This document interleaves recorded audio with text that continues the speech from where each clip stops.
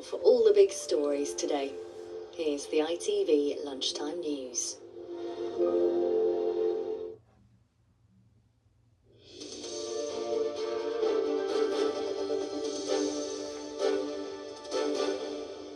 Good afternoon, I'm Faye Barker.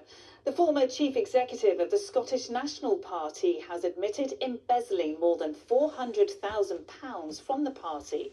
Peter Murrell, the estranged husband of former First Minister Nicola Sturgeon, pleaded guilty this morning. Our Scotland correspondent Peter Smith reports. Peter Murrell was at the heart of Scotland's party of government for more than 2 decades. The chief executive of the SNP, his wife Nicola Sturgeon, party leader. Today he walked into court to enter a plea of guilty. When he left, he had been handcuffed and was in the back of a prison van. We now know that over 12 years, Murrell was embezzling more than £400,000 from party donations. You burned the toast. He had already been misusing SNP money for 5 years.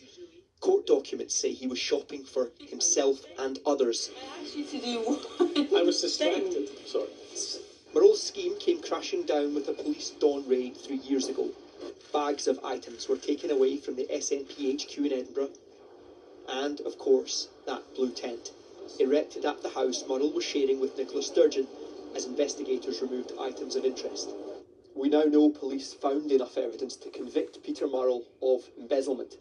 What we still don't know is how he was able to misuse such a vast sum of money for so long without the SNP officials noticing in the accounts and without arousing the suspicion of the SNP leader, who was, of course, his wife, Nicola Sturgeon, sharing this house with him, where an array of new purchases kept arriving. Today, the SNP's former treasurer and Nicola Sturgeon were both arrested in Operation Branch Form, then released without charge. In other words, I am completely in the clear. But questions remain about transparency and accountability in Scotland's governing party, not least from a former SNP Justice Secretary. I remember speaking to the Treasurer when this first came to light, and the Treasurer then told me that it was money threaded through the accounts and that there was not a problem and nothing to see here. That was frankly ludicrous. So the SNP has a lot to answer here. In a statement, Nicola Sturgeon says she had no knowledge or suspicion whatsoever her now estranged husband was using SNP funds for personal purposes.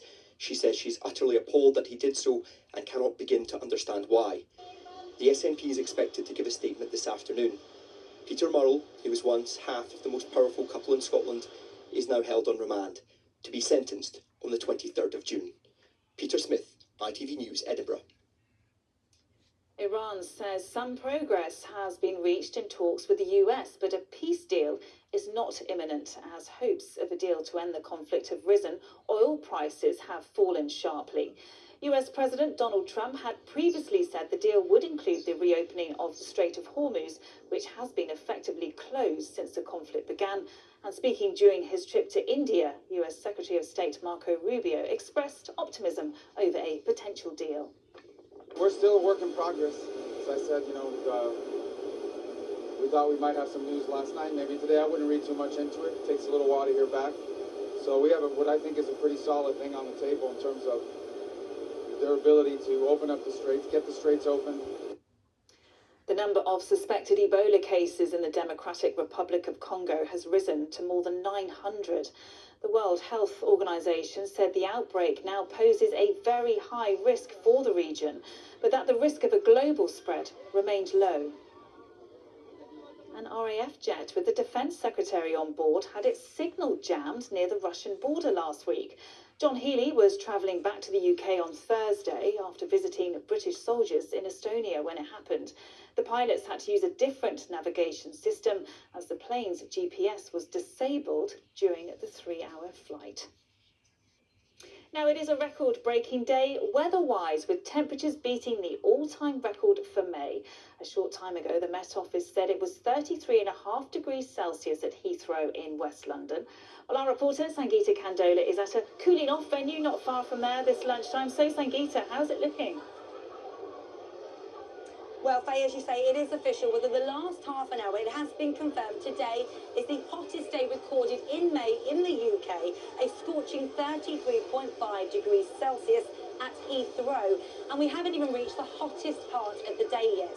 Now I'm here at the London Fields Lido. As you can see behind me, people are taking long dips in the pool. They're trying to cool down. We were told to expect temperatures of around 34, 35 degrees Celsius today in London and the southeast. But people here say they are just taking it all in and enjoying the sunshine.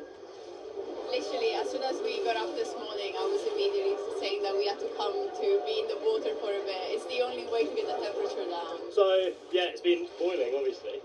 I've swum every day this weekend, so Saturday, Sunday, Monday. Once at the reservoir, the West Reservoir, yesterday. And then, yeah, here. We've got the bank holiday weekend, so enjoy it while we've got it, at least.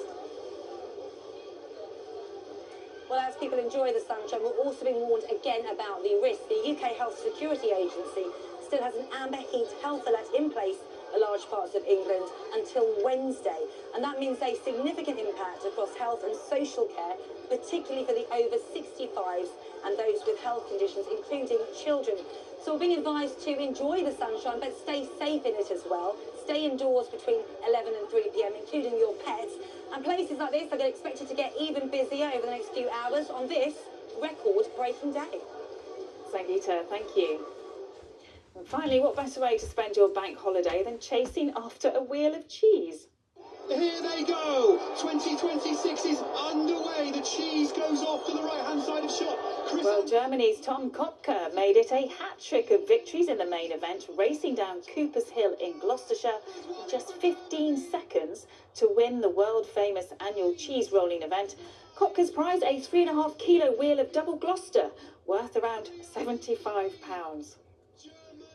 OK, that's all for now. Gamal will have all the latest at 6:10. Until then, have a lovely afternoon. Bye-bye.